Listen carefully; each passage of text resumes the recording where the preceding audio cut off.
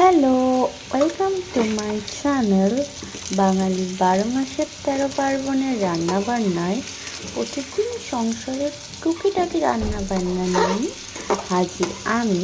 আর এখানে হচ্ছে আলু ফ্রাই, সেটা কিন্তু ডিপলিভাবে। আর এখানে কিন্তু মশলার ডিব্বা নিয়ে হাজির আমি। এর মধ্যে দেওয়া আছে আদা, জিরে আর শুকনো লঙ্কার একটা পেস্ট। তো আশা করছি তোমরা বুঝতে পেরে গেছো কি হচ্ছে রেসিপি। বেশি দেরি না করে এটাকে বেটে নেওয়া হয়। তো এই যে বাটনা আমার রেডি। ব্যাস, নিরামিষ আলুর দমে আর কি লাগে দেখো। আর এখানে ফার্স্টে দেবো 1 চামচ হলুদ, নুনটা পরিমাণ মতো। ব্যাস, হলুদ আর নুন জলটা গুলিয়ে রেখে দিলাম।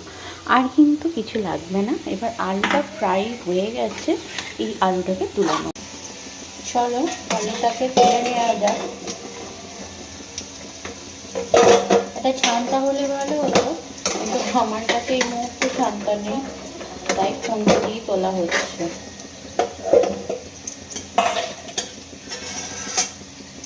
চলো এখানে এবার একটু টমেটোটা কেটে নিই। টমেটোটা পেস্ট করতে ভুলে গেছি, তাই টমেটোটা কেটে নিচ্ছি।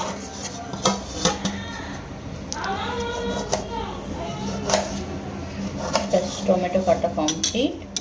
তো এবার এই তেলের মধ্যে আমি দিয়ে দেবো টমেটোটা। একটা গোটা টমেটো দিয়েছি, টমেটোটা পুরোটা ভাজা হোক।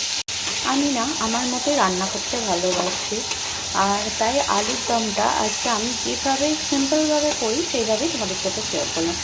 তোমরাও কি নিরামিষ দিন এরকমভাবে আলুর দম করো? আমাকে কিন্তু কমেন্টে জানিও। টমেটো একটু গলে গেলে দিয়ে দেবো আদা, জিরে, শুকনো লঙ্কা, তার সাথে বাটি গলানো জলটাও দিয়ে দেবো। এবার একটু ভালো করে ভেজে নেবো মশলাটা, যাতে কাঁচা গন্ধটা চলে। এখন ওই নুন হলুদ জলটাও অ্যাড করে দেবো।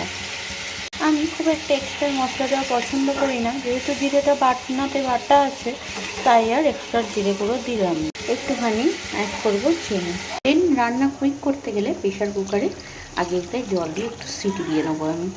এদিকে তোমাদের দেখাই, মশলা দেখো প্রায় কষানো রেডি, তেল কিন্তু ছেড়ে দিয়ে। এখন যা গ্যাসের অবস্থা, প্রেশার কুকারই ভরসা।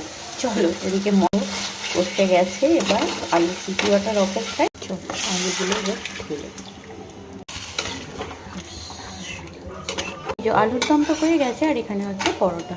চলো রাত হয়ে গেছে অনেক, এখন গরম গরম পরোটার সাথে আলুর দম সার্ভ করি। এখানে আলুর দম নিয়ে যাচ্ছি, ঘরে বসো। আলুর দম আর পরোটা।